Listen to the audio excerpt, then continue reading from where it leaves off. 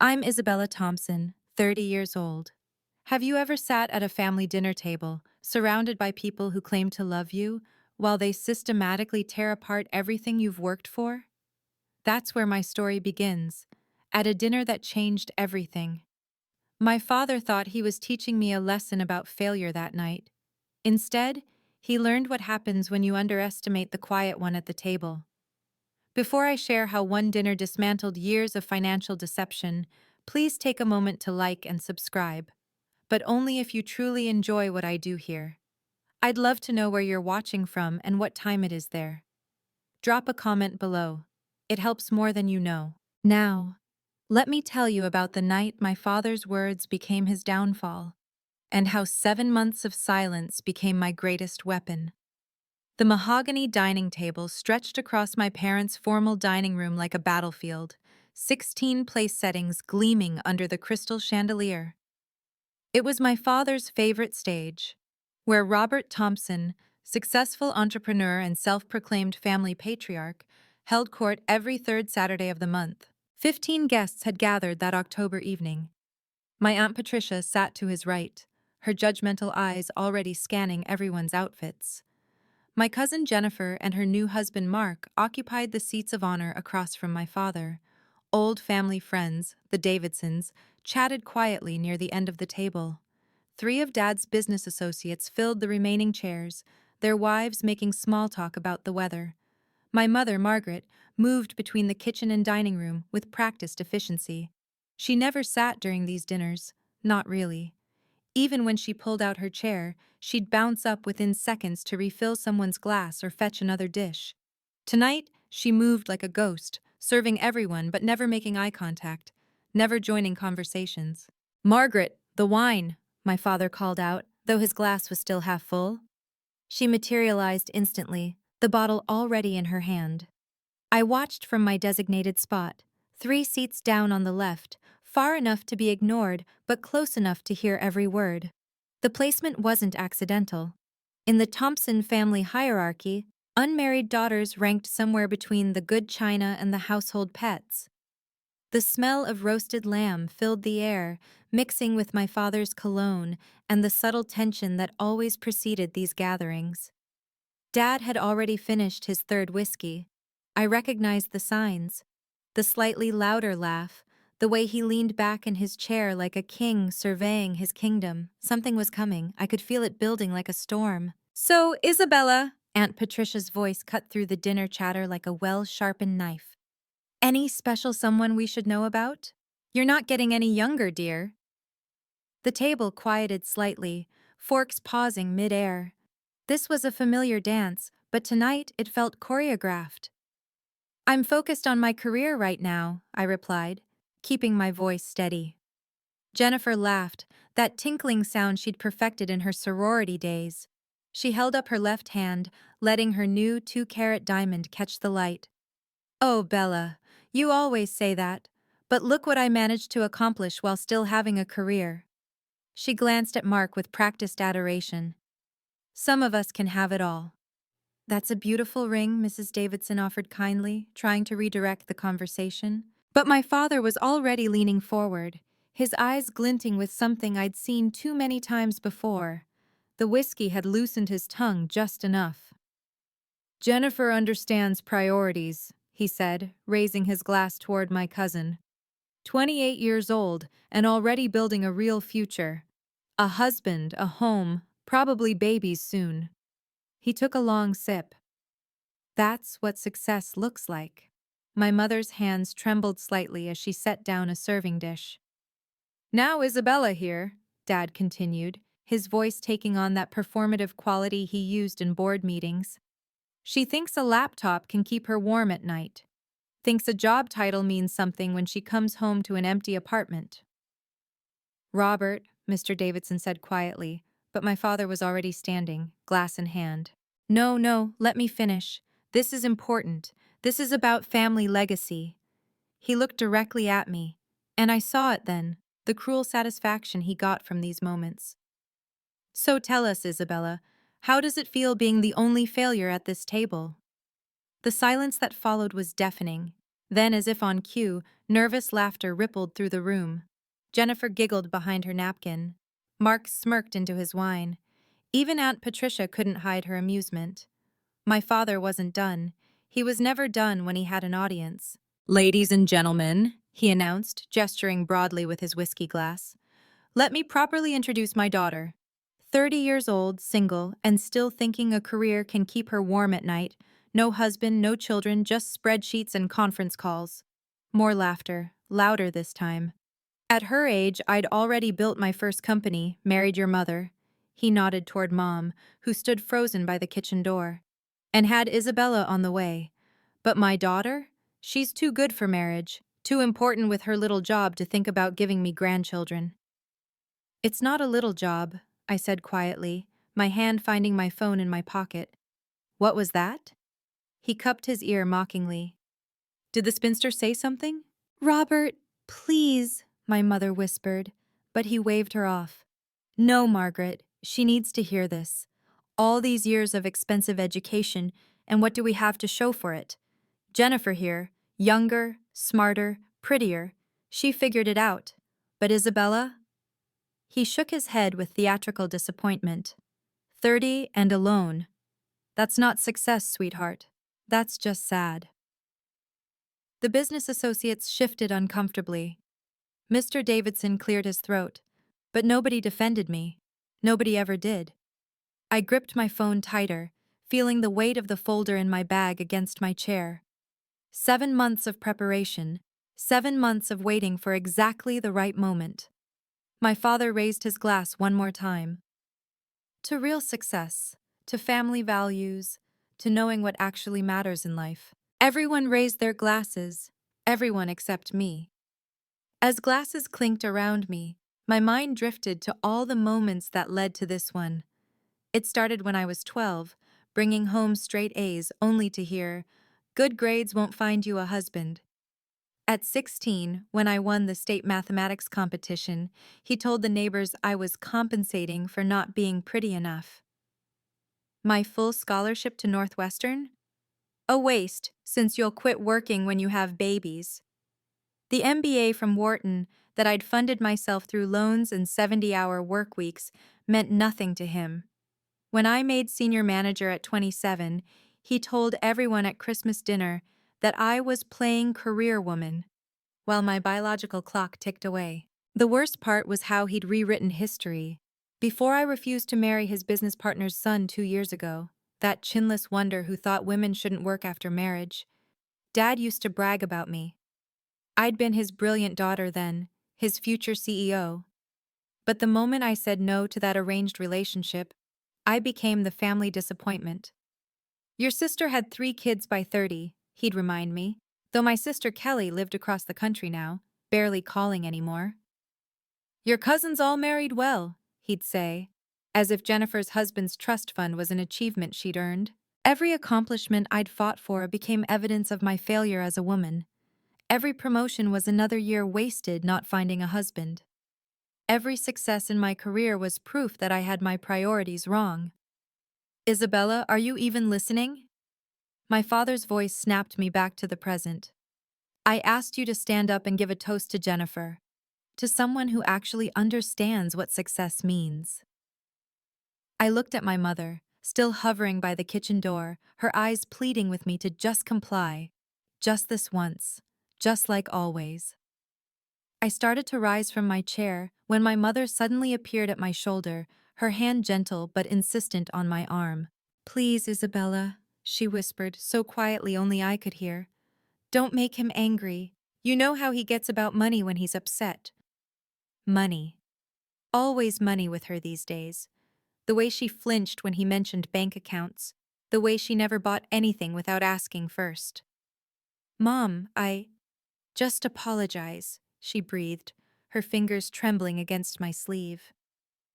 "Say you're sorry for disappointing him. Please." Around us, the guests waited. Jennifer had her phone out, probably ready to capture whatever humiliation came next. Aunt Patricia nodded approvingly at my mother's intervention. "That's right, Margaret," Aunt Patricia said loudly. "Help her understand. Some of us appreciate traditional values. Some of us understand that a woman's greatest achievement is her family. Hear, hear, Mark chimed in, earning an approving look from my father.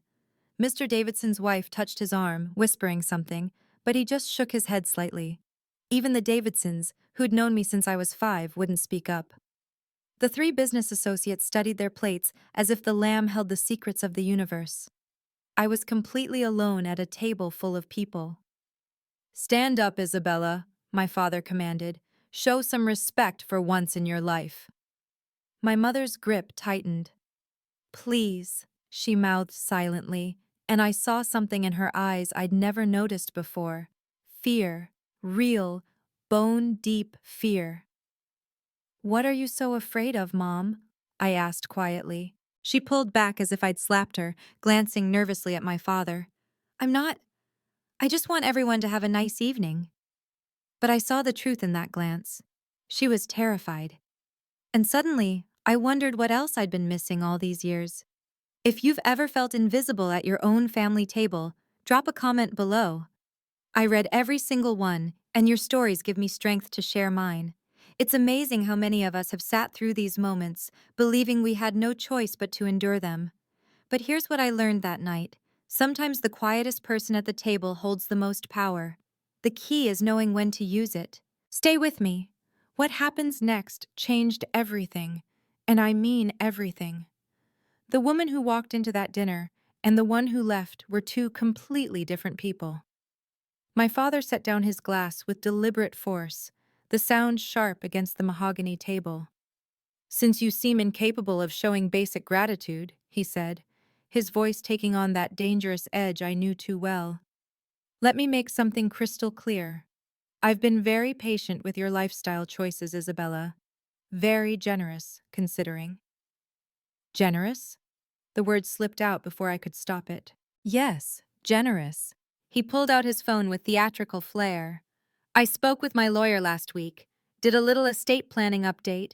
You see, family money should go to actual family, people who understand what that word means.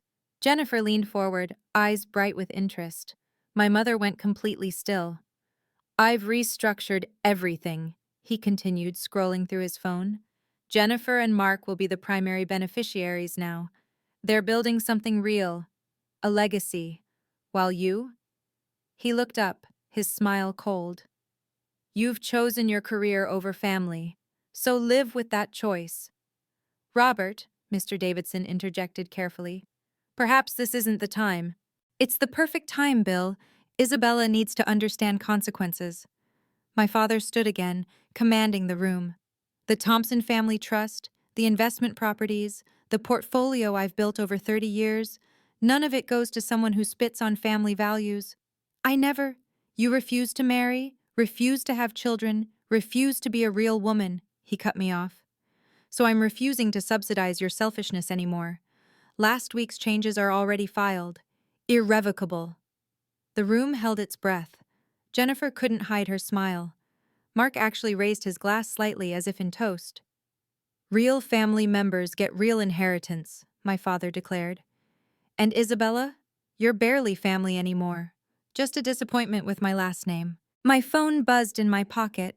A text. I didn't need to look to know what it said. My mother's chair scraped against the floor as she suddenly stood, her hands visibly shaking as she reached for empty plates that didn't need clearing. Margaret, sit down, my father commanded. The help can clear later. I just thought, the dessert, she stammered, her voice barely above a whisper. I said sit. She sank back into her chair like a marionette with cut strings. That's when I noticed she wasn't wearing the pearl necklace he'd given her for their 25th anniversary. Or any jewelry at all, actually. When had that started? Your mother knows her place, my father said, eyes still on me. She's grateful for what I provide, the house, the cars, the lifestyle. She doesn't have delusions about independence. Mom's face flushed deep red. Robert, please. What's your bank account balance, Margaret? He asked casually, swirling his whiskey. Go on, tell everyone. Silence. She doesn't know, he announced to the table. Because she doesn't need to. I handle everything. Every credit card, every bill, every financial decision. That's how a real marriage works. The man provides, the woman appreciates. I watched my mother shrink into herself, 55 years old, and unable to buy groceries without his permission. When had she lost access to her own accounts? When had she become so completely dependent? At least your mother gave me children, he continued, even if one of them turned out to be an ungrateful spinster. My phone buzzed again. This time I pulled it out, glancing at the screen. The message was simple. Everything is ready. Your call. I looked at my mother's defeated face, at Jennifer's smug satisfaction, at the uncomfortable silence of people who could speak up but wouldn't. Then I smiled. For the first time all evening, I genuinely smiled. You're right, Dad, I said calmly. Money is power. You taught me that. Finally, some sense from you, my father said, mistaking my calm for surrender. Tell me, Dad, I said, setting my phone face down on the table. Still playing CEO at work? His eyes narrowed. Playing? I built that company from nothing. Interesting choice of words. I took a sip of water. I manage millions. Managing other people's money isn't success, he scoffed. It's being a glorified accountant. But can't manage a relationship, Jennifer added, earning an approving nod from him. Quality over quantity, I replied, looking directly at Mark, who shifted uncomfortably. Quality? My father laughed harshly. What quality? You're alone, Isabella. Completely alone. At least I know where my money goes. The words hung in the air. My mother's eyes widened slightly. My father's jaw clenched. What's that supposed to mean? Nothing, I said evenly. Just that financial transparency is important. Wouldn't you agree? Don't get smart with me. I learned from the best. I turned to Mr. Davidson. You handle corporate accounts, right, Bill? Must be interesting tracking where company funds actually go. Mr. Davidson looked confused but nodded slowly. Transparency is essential in business. Exactly. I smiled at my father. Every transaction tells a story. Enough riddles, Aunt Patricia interjected. Robert's right. You need to apologize for your attitude. My attitude? I laughed softly. Is that what we're calling it? Show some respect, Mark said, puffing up beside Jennifer. Your father deserves better. Does he? I asked. Tell me, Mark, what exactly does he deserve? My father slammed his hand on the table. I deserve a daughter who isn't a complete failure. Define failure, I said calmly. You, 30, single, barren, alone. And you? I asked. What are you? The question seemed to confuse him. Good. He had no idea what was coming. I'm a success, my father roared, standing so forcefully his chair tipped backward. I'm everything you're not. Please, everyone, let's calm down, Mrs. Davidson tried, but my father was beyond reasoning. Look at you, he continued, his voice dripping with disgust. 30 years old and nothing to show for it but a job title. Your biological clock is screaming, and you're too selfish to listen. Robert! Mr. Davidson stood up. That's quite enough. No, Bill, she needs to hear this. He turned back to me. You're going to die alone, Isabella. Alone in some sterile apartment, surrounded by spreadsheets instead of grandchildren. Jennifer actually applauded softly. Someone had to say it. You know what your problem is? My father leaned across the table. You think you're better than everyone. Too good for marriage, too important for motherhood. But you're not special, Isabella. You're just broken. My mother was crying silently now, tears streaming down her face. Every woman at this table has figured it out except you. He gestured around the room.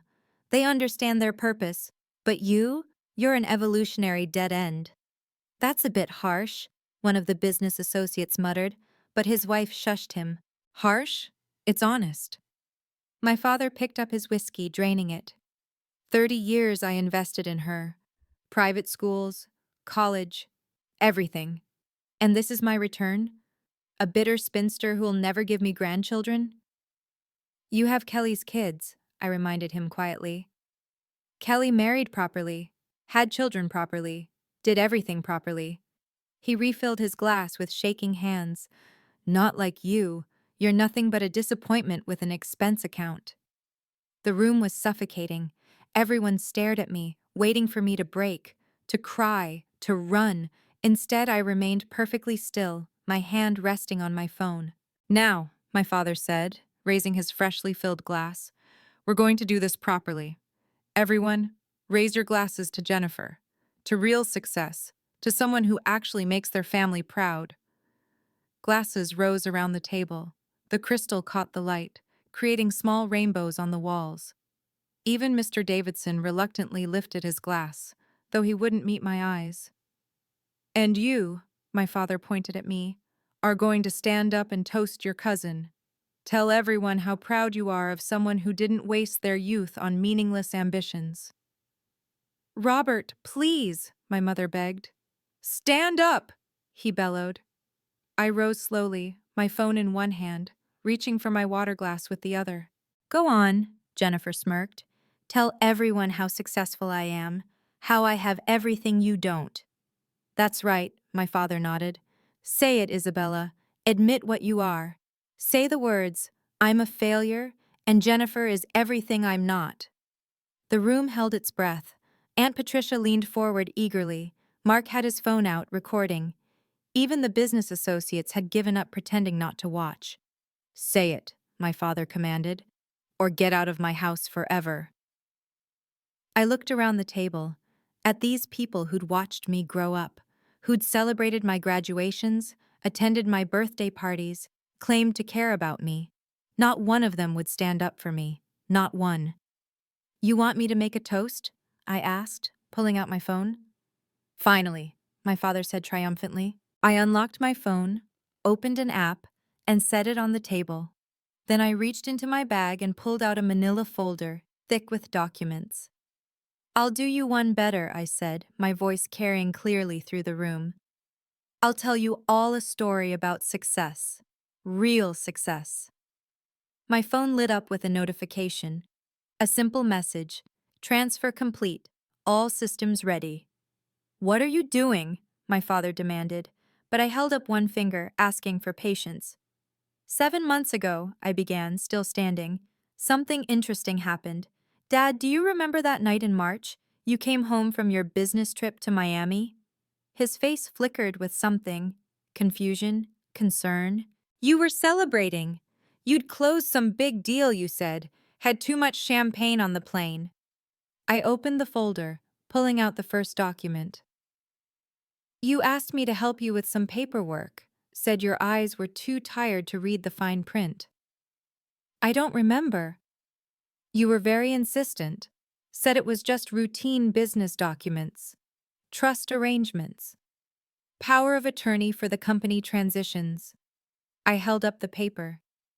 You signed everything I put in front of you. My mother looked between us, confused. Jennifer's smile faltered slightly. That was also the night you mentioned needing to restructure some assets, I continued. You were so chatty. Alcohol always did loosen your tongue. What's your point? Aunt Patricia snapped. More career woman nonsense?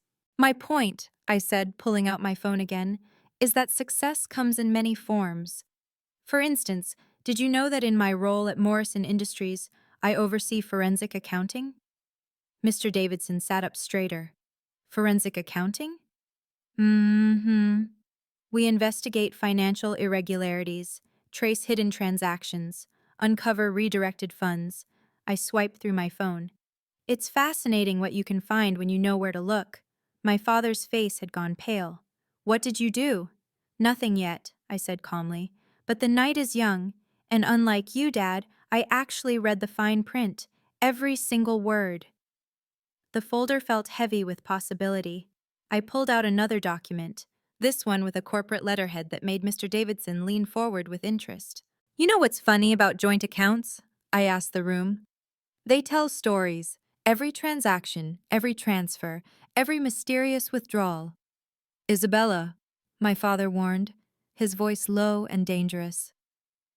March 15th, I continued, ignoring him. $50,000. Business development. April 3rd, 30,000. Client entertainment. May through September, another 120,000, all from the joint investment account. My mother's face went white. What joint account? The one you co-own, Mom. The one that requires dual signatures for withdrawals over 10,000. I looked at her steadily. Except when someone has power of attorney. Stop this, my father commanded. But here's the interesting part. I pulled out a bank statement. These withdrawals? They all went to the same account. A rental property on Riverside Drive. Apartment 12B. Jennifer gasped softly. Even she hadn't expected this turn. Now I thought maybe it's a legitimate investment property, I said, my voice conversational. So I did some checking. The lease is interesting. Single occupant, a woman named Sandra Mitchell, 28 years old, personal trainer. The room was dead silent. My mother stood up slowly, her legs shaking. You signed something that night in March, I told my father. Several things, actually. While you were celebrating your big deal and demanding I help with paperwork. You tricked me? Tricked? I laughed softly. No, Dad, you were drunk and arrogant. You signed without reading, just like you've done 100 times before. You trusted me to handle the details. I set the folder on the table. The difference is, this time I actually did. Have you ever had to choose between keeping peace and keeping your dignity? That moment when you realize the price of silence has become too high. The decision I made next wasn't easy, but it was necessary. If this resonates with you, please share this story with someone who needs to hear it. Your support helps me reach others who might be facing similar situations. Sometimes we don't realize we have options until someone shows us that we do. Now, back to that dining room, where 15 people were about to witness what happens when years of financial deception finally come to light. Enough games! My father slammed both hands on the table, making the glasses jump. You're trying to embarrass me with lies? In my own home? Embarrass you? I remained calm. Like you've embarrassed me for the past hour? You need to apologize, now, to everyone. He gestured around the table. Apologize for being a failure, for these ridiculous accusations, for wasting everyone's time with your jealousy. Jealousy? I almost laughed. You're jealous of Jennifer, of her success, her marriage, her future. He moved closer to where I stood. So you make up stories about affairs and money? Pathetic. Mr. Davidson shifted uncomfortably. Robert, perhaps we should— No, Bill. She started this. She's going to finish it. My father turned back to me.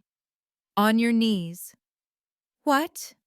Even Jennifer looked shocked. You heard me. You want to act like a child? Be treated like one. On your knees, apologize to this family for your failures and your lies. My mother grabbed his arm. Robert, no. He shook her off so violently she stumbled. Stay out of this, Margaret. This is insane, Mrs. Davidson said, standing. We're leaving. Sit down, my father roared. Nobody leaves until she apologizes. The three business associates were already gathering their things, their wives whispering urgently. But my father didn't notice. He only had eyes for me. Say it, he demanded. Say, I'm a failure. I'm nothing. I'm sorry for disappointing everyone. I looked at this man who'd raised me, who'd once pushed me on swings and taught me to ride a bike, who'd become this monster who needed to destroy me to feel powerful. You want me to kneel? I asked quietly. Yes. In front of everyone. Yes. I nodded slowly. Okay, but first, you should probably check your phone. Check my phone? He pulled it out aggressively. For what? More of your games? Just check your banking app, I suggested. Any of them. This is ridiculous. But his fingers moved across the screen anyway. The room watched as his expression shifted from anger to confusion. What did you— His voice trailed off as he swiped frantically. Having trouble logging in? I asked innocently. Say it! He looked up, his face red. Say you're a failure! Say it now! Jennifer laughed nervously. Uncle Robert's right. Just apologize, Isabella. This is getting weird. Weird? I turned to my cousin.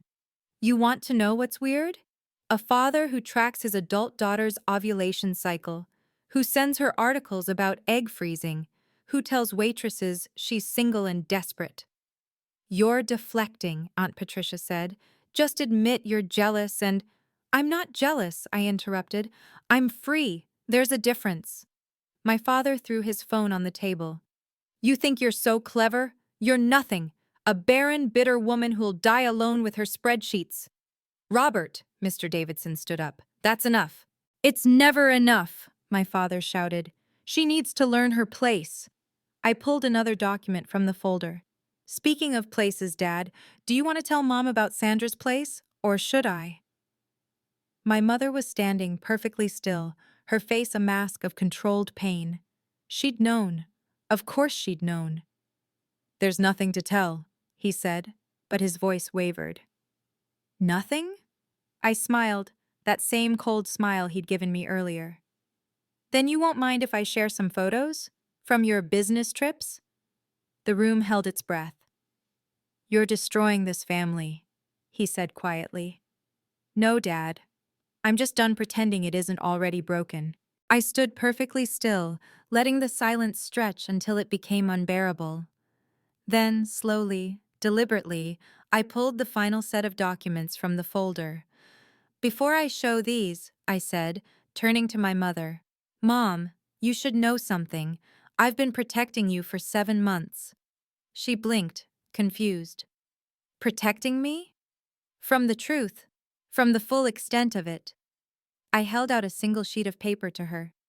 But you deserve to know everything. My father lunged forward, trying to grab the paper, but Mr. Davidson stepped between us. Robert, stop! This is my house, my father shouted. Actually, I said calmly, that's one of the things we need to discuss. My mother took the paper with trembling hands. As she read, her face cycled through emotions, confusion, recognition, shock, and finally, a strange kind of relief. You knew? She whispered to me. I've known everything since March. Jennifer stood up, Mark beside her. What's going on? Uncle Robert? Your uncle, I said, never taking my eyes off my father, has been very busy, building his legacy, as he likes to say. Shut up, he hissed. Or what? I asked. You'll disinherit me? Already done. Kick me out? I was leaving anyway. Destroy my reputation? You've been doing that for years. I turned to address the room. You all came here tonight to witness something. Well, you're about to.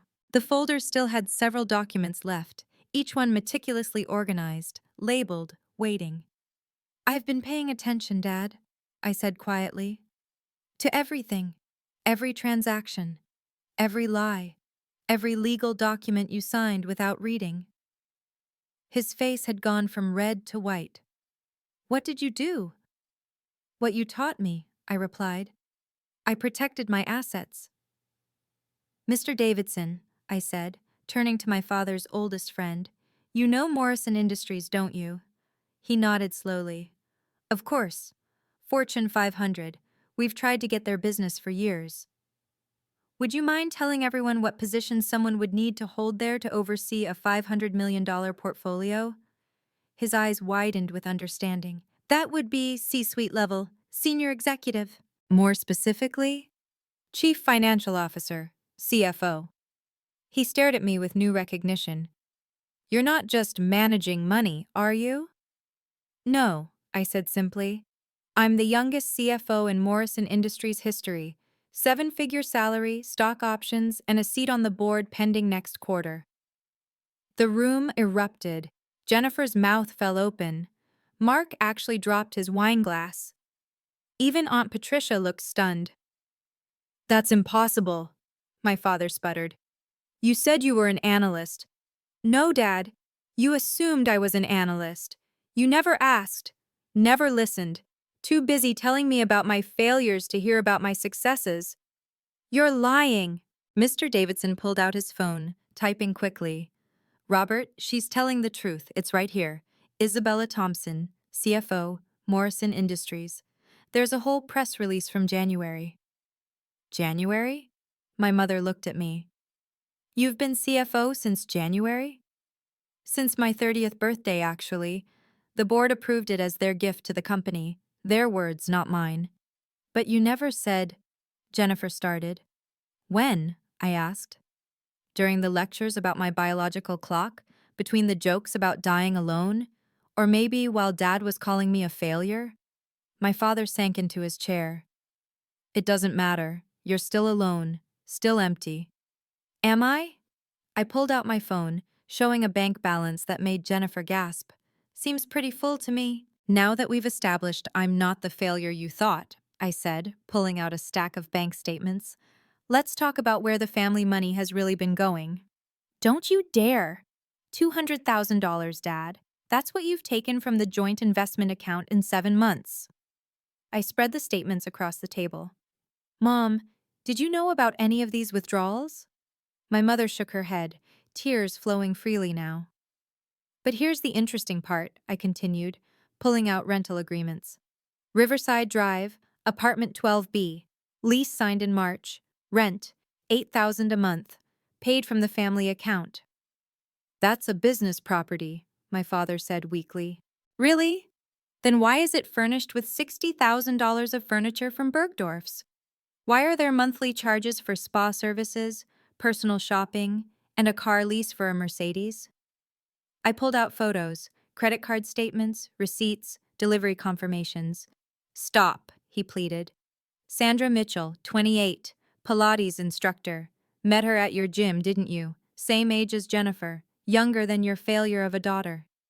Jennifer backed away from the table. Uncle Robert, is this true? But wait, I said, pulling out more papers. It gets better. Mom, did you know Dad opened 3 credit cards in your name? Maxed out, of course. 40,000 in debt you never knew about. What? My mother grabbed the statements. Or that he refinanced the house last year? Pulled out $500,000 in equity? The money's gone, Mom. All of it. Spent on his business trips and his girlfriend. Mr. Davidson looked disgusted. Robert, how could you? She doesn't understand business, my father said desperately. These are investments. In a 28-year-old Pilates instructor? I asked. Is that what we're calling it? But here's the best part, I said, pulling out the final document, the one that mattered most. Dad, remember that night in March, when you were so drunk you could barely stand? His face went gray. You signed a comprehensive power of attorney, irrevocable, giving me complete control over all your financial assets. I held up the document, his signature clear at the bottom. You were so eager to have me handle the boring paperwork while you celebrated. That's not legal. Actually, it is, Mark said quietly, finally speaking up. Everyone turned to stare at him. I'm a contract lawyer. That's completely binding if properly witnessed and notarized. Which it was, I confirmed, by 2 Morrison Industries executives who happened to be at the restaurant that night. Completely legal, completely binding. You tricked me! No, I saved you. For 7 months I've been managing everything, paying your bills, your mortgage, your credit cards, even your girlfriend's rent. I smiled coldly. I've been the only thing standing between you and complete financial ruin. You can't. I can. I have been.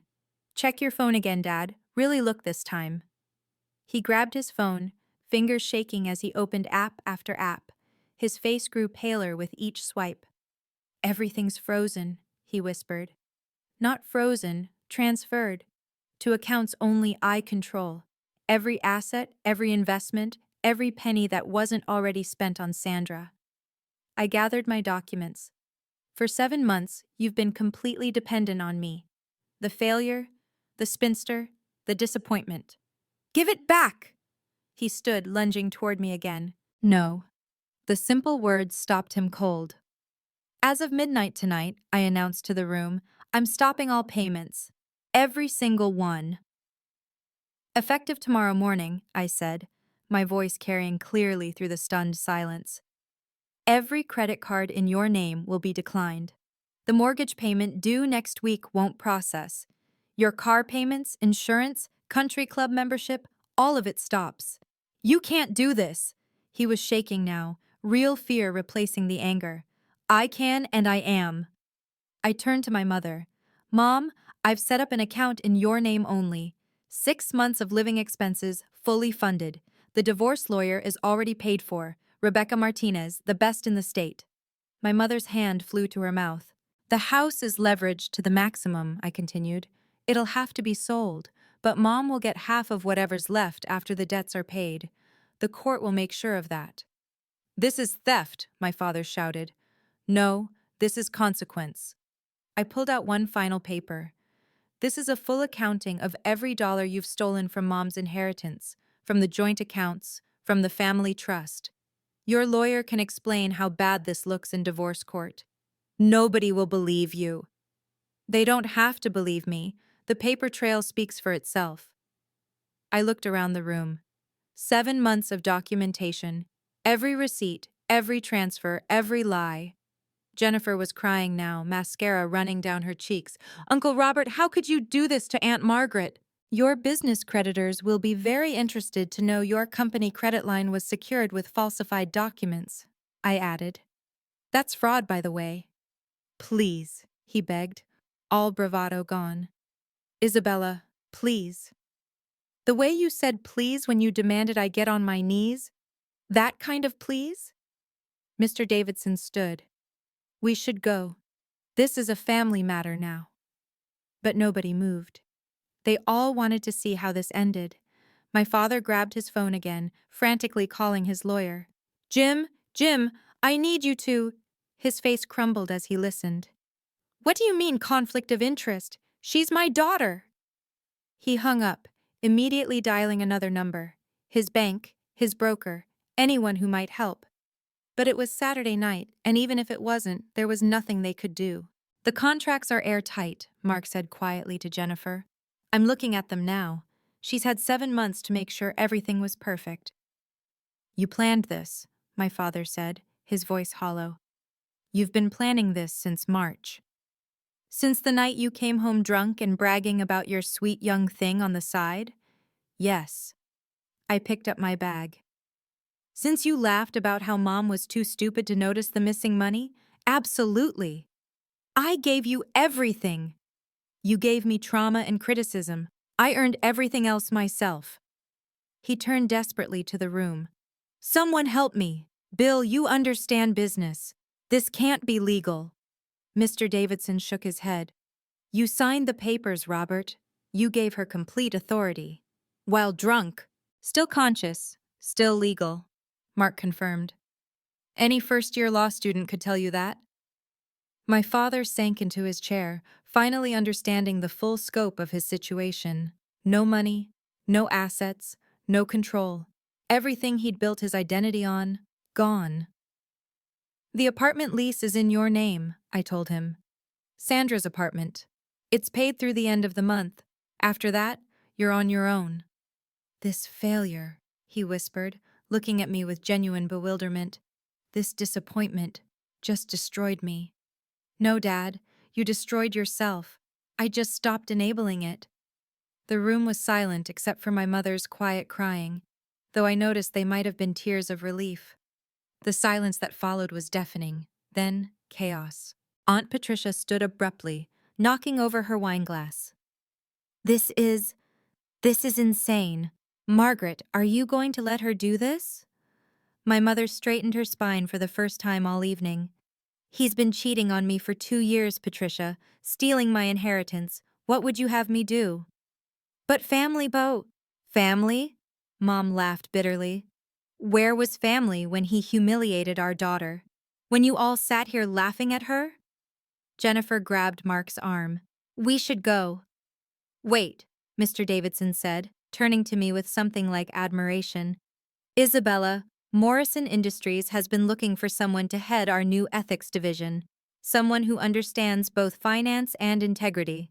Would you be interested? Bill, my father croaked. You're offering her a job? Now? I'm offering her a board position, actually. We need someone who can spot deception and isn't afraid to act on it. He handed me his card.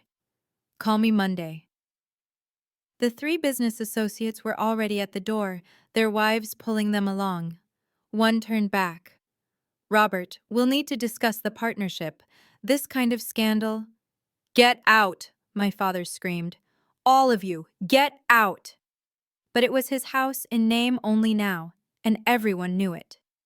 Actually, I said calmly, Mom's name is on the deed too. Mom, do you want them to leave? My mother looked at the cowering man who'd controlled her for 30 years, then at the daughter he'd tried to break. No, she said firmly. Robert can leave. This is my dinner party now. The transformation was stunning. My mouse of a mother finally finding her roar. You can't. I can. And I am. She stood tall. Get out of my house. My father stood on shaking legs, looking around the room for any ally, any support. He found none. Jennifer, he tried, reaching for his niece. You understand. Tell them. Tell them about family loyalty. Jennifer stepped back, shaking her head.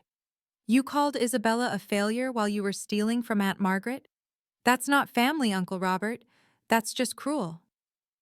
For the first time in my life, I saw my father truly alone. No audience to perform for, no power to wield, no money to control. Just a 60-year-old man who'd built his entire identity on lies. You were so busy calling me a failure, I said quietly. You never noticed who was signing your checks.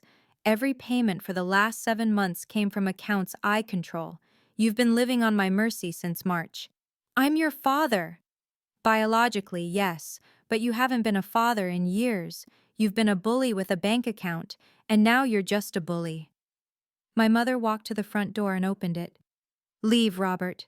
Take your car. It's paid through Tuesday. After that, it gets repossessed. Margaret, please. 27 years, she said, her voice stronger than I'd ever heard it. 27 years of controlling every penny, every decision, every aspect of my life. It ends tonight. He looked at me one last time, and for a moment, I saw something that might have been regret, or maybe just self-pity. It was hard to tell with him. You've destroyed everything, he said. No, Dad. I've set everyone free, even you. Now you can go build something real, if you're capable of it. Without Mom's money, without my support, without the facade. He left then, his footsteps heavy on the marble floor he'd been so proud of. Within an hour, everyone in that dining room had spread the word. By morning, it would be everywhere. Country clubs, business meetings, social circles my father had spent decades cultivating. Mr. Davidson called me Monday morning, as promised. Not just about the board position, though that came through too, but to tell me what was happening in the business community. Your father tried to get an emergency loan, he said. 5 banks turned him down. Word travels fast when someone's been exposed for fraud. The girlfriend, Sandra? She'd cleared out the apartment the very next day. Apparently, she'd been recording their conversations too, planning her own exit strategy. She even sent me a thank you note for accelerating her timeline. I had to respect the hustle. Jennifer called me later that week. I'm sorry, she said simply, for everything, for laughing, for not speaking up, for being a coward. We all make choices, I told her. Mark left me, she admitted. Said if I could laugh at family being destroyed like that, what would I do to him? I felt no satisfaction in her pain, just a sad recognition that my father's poison had spread further than even I'd realized. 3 months later, the divorce was finalized. Mom got the house in the settlement. Turns out judges don't look kindly on financial abuse and infidelity. She sold it immediately, bought a small condo near the beach, and started taking art classes. I haven't painted in 30 years, she told me over lunch.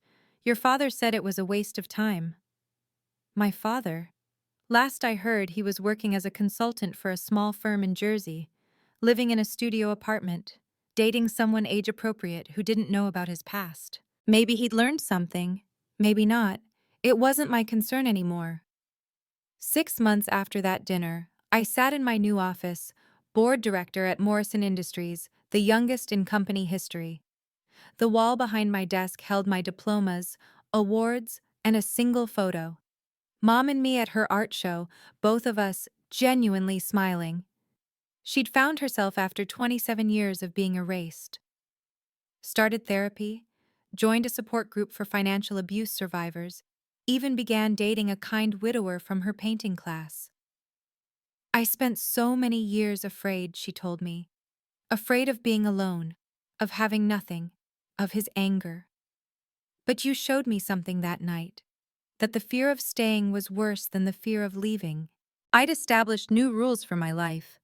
Clear boundaries, professionally maintained, no lending money to family who hadn't spoken to me in years but suddenly remembered I existed.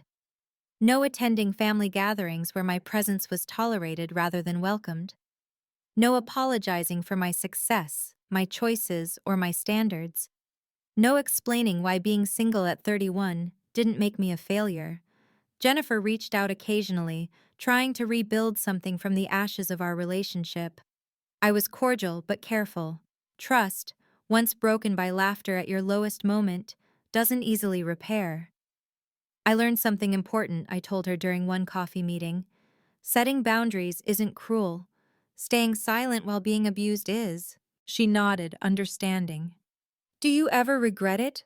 What you did to Uncle Robert? I didn't do anything to him, I corrected. I simply stopped enabling his behavior. There's a difference between revenge and consequences. But you planned it, for months. I protected myself and my mother, legally, ethically, professionally. I stood to leave. That's not revenge, that's self-defense. Looking back now, I realize that dinner was the best thing that ever happened to me. Not because I enjoyed watching my father fall, I didn't, but because it forced me to stop seeking approval from someone incapable of giving it.